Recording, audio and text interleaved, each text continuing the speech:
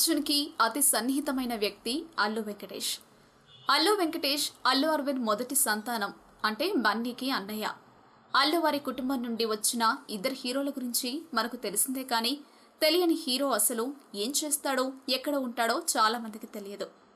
అయితే వెంకటేష్ పుట్టి పెరిగింది చెన్నైలో. అక్కడే ఉండడంతో వెంకటేష్ గ్రాడ్యుయేషన్ అక్కడే పూర్తి చేసి పై చదువుల కోసం ఆస్ట్రేలియాకి వెళ్ళాడు.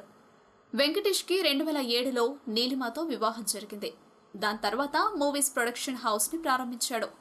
ఇక నీలిమ గురించి చెప్పాలి అంటే, నీలిమ పుట్టి పెరిగింది విజయవాడలో. నీలిమకి ఒక అన్నయ్య, ఒక తమ్ముడు.